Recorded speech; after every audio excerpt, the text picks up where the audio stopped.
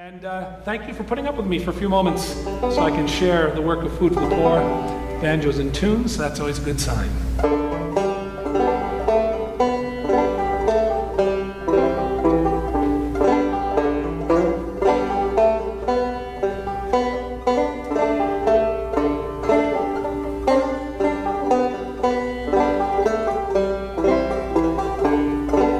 You all know this, so please join in.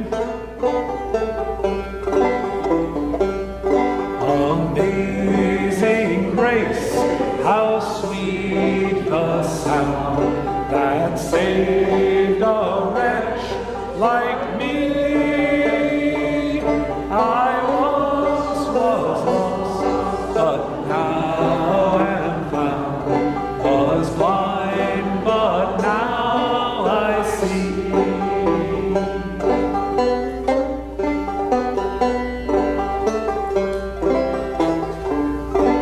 I'd like to talk to you a little bit about grace this morning.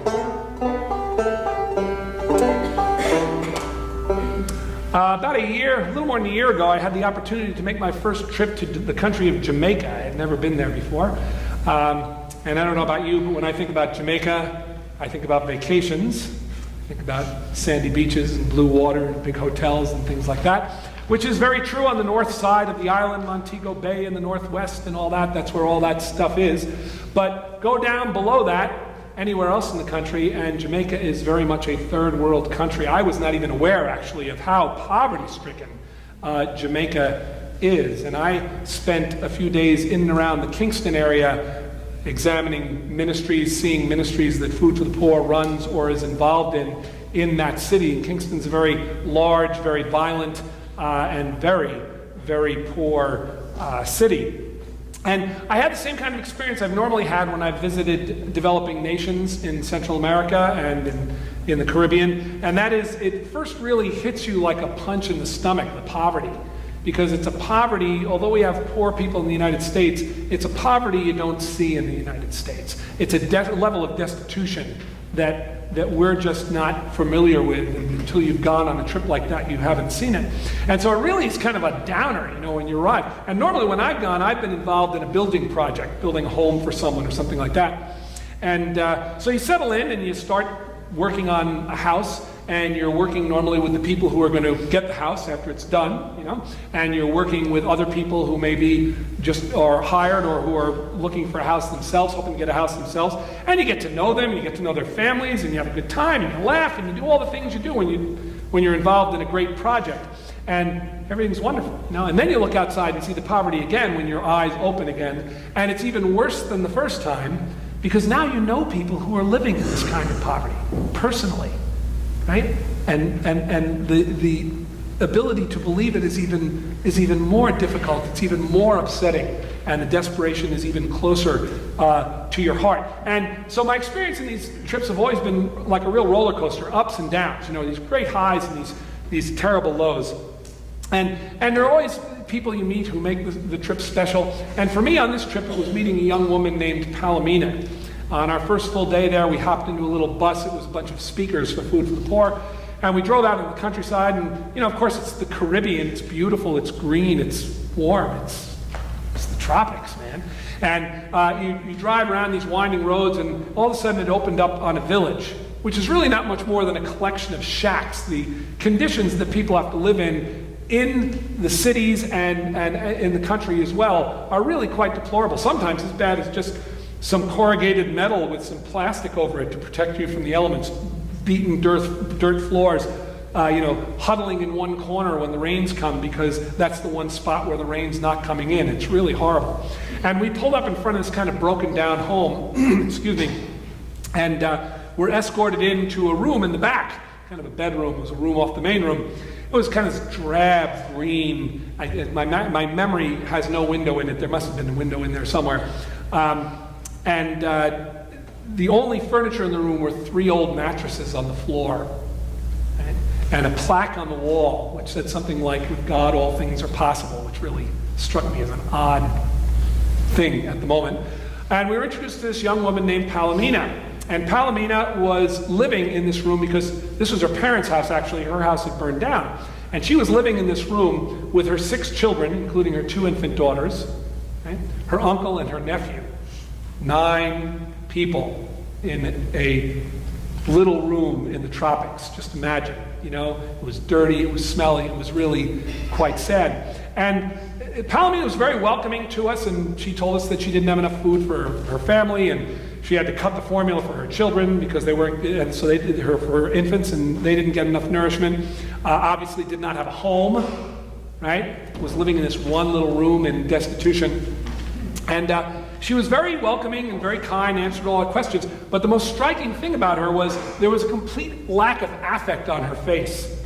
She was like this blank wall. You know, she answered the questions, but it was kind of monotone, and she just looked very sad and very lost. So we thanked her for welcoming us, and we left some food, as Food for the Poor always does when someone's gracious enough to welcome us into their home, and we went on our way, and I spent the rest of the week visiting orphanages and medical clinics and schools and fishing projects, all these things that Food for the Poor is involved in to try and give people a sense of hope in their lives. And one other thing I always mention is we stopped at this place called Jerusalem Home, which is this big farm. And it's a farm where they raise children with severe physical disabilities and with AIDS, or with AIDS. And we went to this little section of it called Martha's House, and we met these little children, and one of them, particularly this little girl named Deanna, she had completely deformed legs, right? She actually walked around on her hands, right? And so we gathered together with them, and I pulled out my banjo, and we sang some songs, and the kids were dancing. They were having a great time, because kids are kids, you know, they just want to have a good time. And I watched this little girl, Deanna, she's dancing around on her hands, having a great time. But all I could think of was, what would have happened to this little girl if this place hadn't been there for her? She would have been out on the street. She might not have even survived. And yet here she was in this loving environment where she received 2 square meals a day, a roof over her head, and education, which is an incredible commodity in a lot of these countries. There's no public education. If you don't pay for it, you don't get educated. There's no hope for your future, right? And so here she was with a life of hope because of what was provided through the generosity of people who support the ministry of Food for the Poor. Well, we went around and we saw all these other ministries, and it was great. It was a wonderful, uplifting experience. At the end of the week, we're back in our little van. We're driving through the countryside, and all of a sudden we realize we've opened on to this village we were at the beginning of the week. And we pull up in front of Palomina's parents' home again. And what we did not know is that in honor of our visit, Food for the Poor had built Palomina a home during the week, right behind her parents' home. So we're ushered around the back of the house, and here's this brand new little home. The homes Food for the Poor builds in Jamaica are like kind of kit homes. They're about 450 square feet, a couple of bedrooms, little kitchen eating area, little loft area for another bed. They can go up, once the money comes in for them, they can go up in like 6 hours. They have crews that put them up just immediately. It's amazing. So here she is in front of this brand new home. And it was great. We got to do the Jimmy Stewart thing. Remember It's a Wonderful Life? Jimmy Stewart and Donna Reed welcoming the family into their new home thing.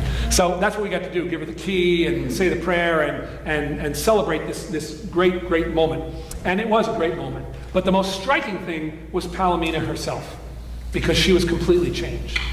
All of a sudden, her face was animated. She was engaged. She was filled with joy, because of this tremendous new hope that she had in her life. And it wasn't like all her problems had been taken away. She was still poor. She was still going to struggle, right? But to have a home with a solid roof and a lock on the door, I mean, in these countries, women are often violated, children are abused because there's no protection. You have no way to keep people out of your little shack or whatever it is you have. And here, this opportunity to have a solid home gave her a whole new hope in life. And it was like a resurrection experience. She was a new person.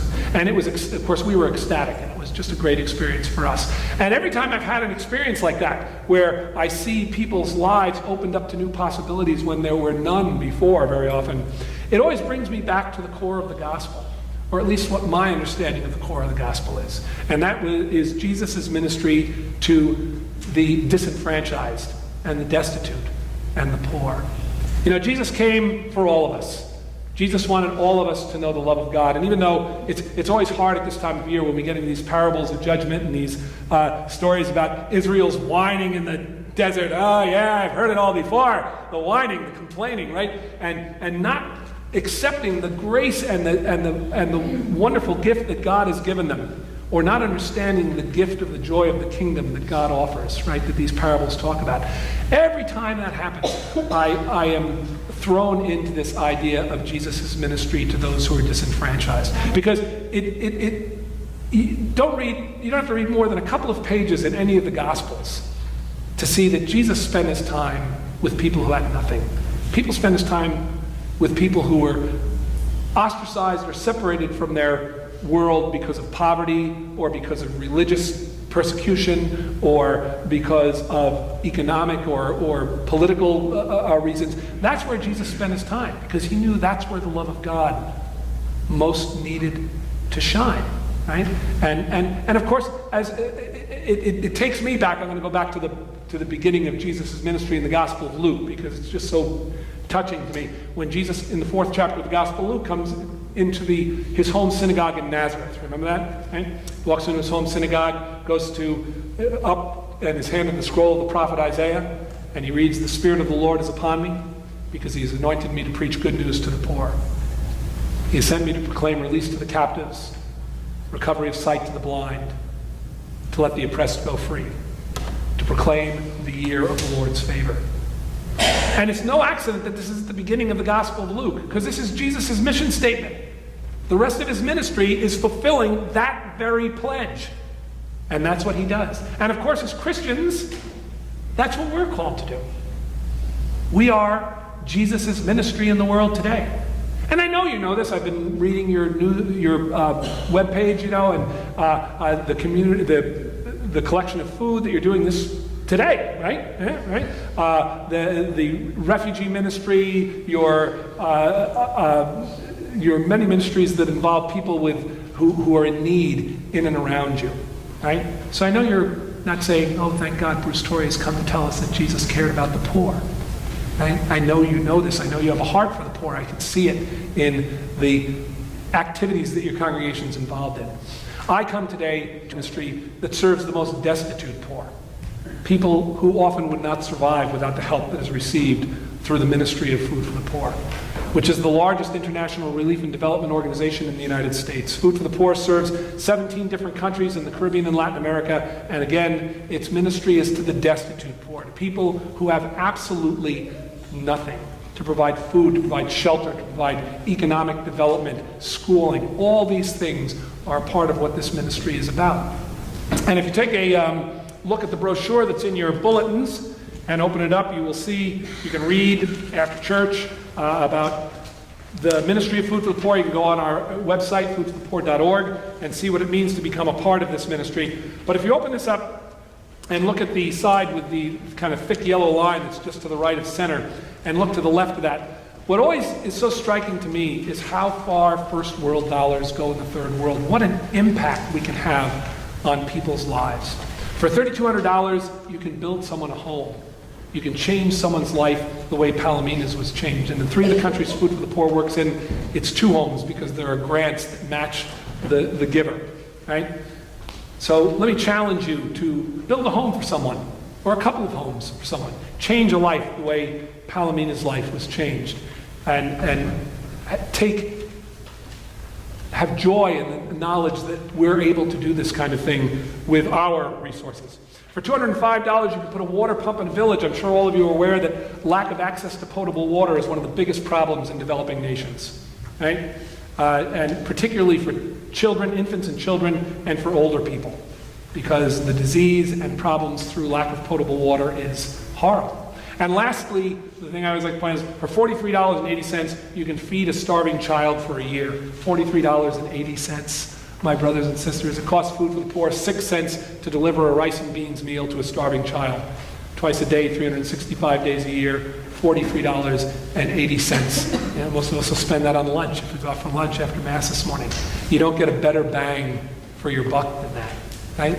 95% of all gifts to Food for the Poor go directly to ministry to and for the poor, raising them up and giving them lives of hope and possibility, and changing one life at a time, and giving that hope and possibility. So I hope you become a part of this ministry and begin to save lives through this organization. And if you look at that thick yellow line and put a finger on either side and pull, you'll see this is also an envelope, because if you haven't gotten it yet, my brothers and sisters, I'm not just here for your compassion. I'm here for your money. Because money is what changes lives. Money is the gift we have to give. And what's such a small amount to us can make such a difference to someone living in the third world.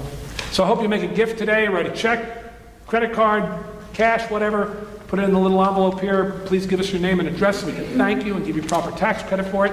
You can hand it to me on the way out of church or at coffee hour. I'll be glad to take it. But I hope you'll also consider giving regularly to Food for the Poor, making a pledge, if you will.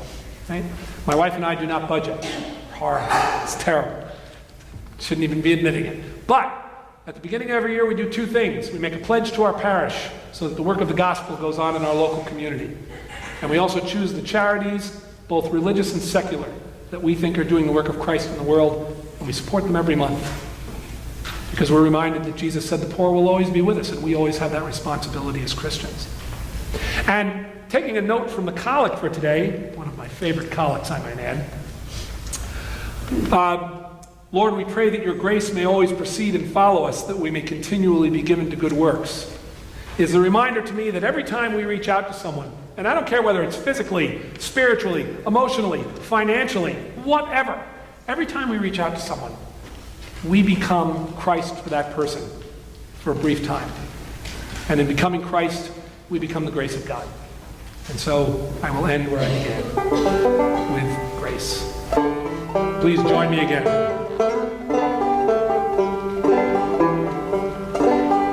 Amazing grace, how sweet the sound that saved a wretch like me.